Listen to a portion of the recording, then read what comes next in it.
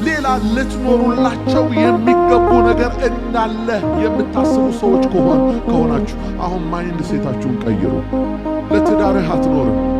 በደም የተዋጀ ባል ለሚስቱ አይኖርም። ሚስት ለባሏ አይኖርም። ወላጆች ለልጆቻቸው አይኖሩም። ልጆች ለወላጆቻቸው አይኖሩም። የዛሬ 6 ወር ለሚወጣልህ ዕቁብ አትኖርም። የዛሬ ዓመት ለሚመታልሽ የቪዛ ቀጠሮ አትኖሪም። ከዚህ በኋላ ለምትሰራው ቤት አትኖርም። ከዚህ በኋላ ለምትለውጠው ተሽከርካሪ አትኖርም። እነዚህ እብቅ ገለባዎች፣ የዚህ ዓለም ትንንሽ ነገሮች አይምሮ ውስጥ ናቸው። በናዝሬቱ በኢየሱስ ስም በዚህ የቃል ጉልበት አሁን የተበተነ ይሆን። አውሎ ንፋስ ዱቄት እንደሚበትን የእግዚአብሔር ቃል ይህን የማይረባ ሐሳብ ከውስጥ ይበትንልን። አንተ የምትኖረው ለሞተልህና ከሙታን ለተነሳልህ ለሱ ነው። ቢሞላም ባይሞላም ቢሆንም ባይሆንም በከፍታ በዝቅታ በየትኛው መንገድ ሁሉ የምኖርለት እውነት አለኝ። እሱም ለሞተልኝና ከሙታን ለተነሳልኝ። ባሪያ ምን ሊያደርግ ይችላል? ለተሸጠለት ዋጋ ለተከፈለለት ለጌታው ነው የሚኖር።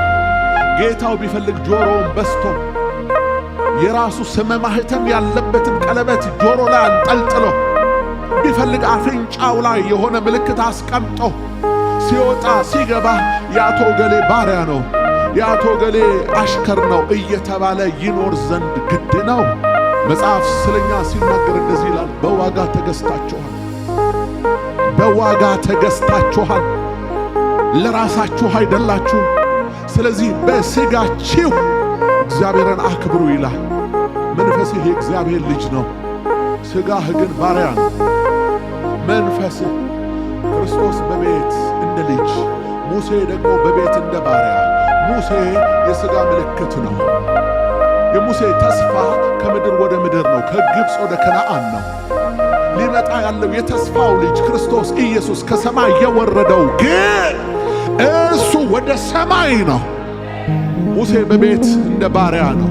ስለዚህ ባሪያ እየተንቀጠቀጠ እየተብረከረከ እንደሚገዛ ሙሴን ወደ ክብሩ ሊገባ ሲል ሁልጊዜ እፈራለሁ እጅግም እንቀጠቀጥማለሁ እያለ ሁልጊዜ ያልበው ነበረ። ጌታ ኢየሱስ ከአባቱ ጋር ለመነጋገር አያልበው። አባቱ ሆይ አመሰግንሃለሁ ይላል። ልጅ ነው ኢየሱስ፣ ልጅ ነው ኢየሱስ። ኢየሱስ ልጅ እንደሆነም ያመኑቱ ልጆች ናቸው። የእግዚአብሔር ልጆች የሆኑ ዘንድ ሥልጣን ተሰጥቷቸው ኢየሱስን ጌታ አድርገው የተቀበሉቱ፣ ዳሩ ግን ለተቀበሉት ለነሱ ኢየሱስን መቀበል አማራጭ የሌለው ሕይወት ነው።